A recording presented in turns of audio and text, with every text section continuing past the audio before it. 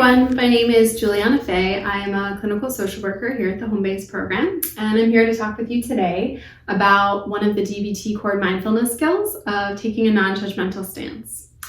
So this is one of the main DBT mindfulness skills that's sort of part of a deliberate practice of mindfulness embedded within DBT.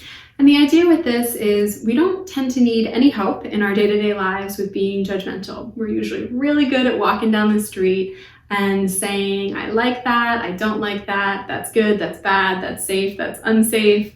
But what ends up happening is we don't necessarily always have the ability then to turn that judgmentalism off, or maybe even just dim it down a little bit when it's not suiting us. So the idea with this skill is we want to practice just even for a short period of time, describing or observing or participating in the world from a non-judgmental place so that we have a different kind of tool in our toolkit and have the ability to sort of have a lot of different variations of how judgmental or not we want to be.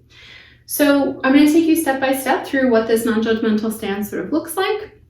The first one is just noticing the facts.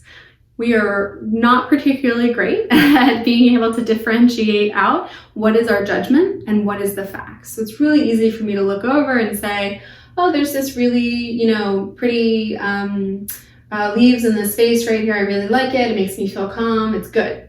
But not necessarily noticing, well, what are actually the facts? What am I looking at here? Well, I'm actually looking at some branches with some green leaves on them. They're in a jar, it's glass. I might even count the number of leaves in the jar and start to sort of just notice actually what the facts are of what I'm looking at rather than what I think about what I'm looking at. And as I'm sort of trying to practice noticing just the facts with this vase over here, I'm going to notice, of course, the second piece here, the emotions that arise, my wishes. Maybe I wish I put it in a different vase because it doesn't really fit in that one. But I'm going to really try and withhold judging myself for having those emotions or those wishes or those thoughts, because I want to avoid this last point here of judging my judging. It's really easy to start to fall into what we call sort of the judging our judging spiral, where we're saying, well, now I'm judging myself for putting it in this vase, and then why am I being so judgmental? Well, I'm trying to be mindful right now. I'm failing at mindfulness. And it's really kind of defeats the purpose of what we're doing. So just the same way you would sort of notice clouds in the sky just sort of pass you by, you're going to notice any emotions or judgments that arise and not necessarily try and control them or push them away, but just sort of noticing them as they come up and understand that inevitably as part of this mindfulness practice of taking a non-judgmental stance, we're going to have emotional responses and probably some judgments in there, and that's absolutely okay. So one of the ways that, there's many ways that you can practice this skill. It's really easy to do describing an object you're looking at.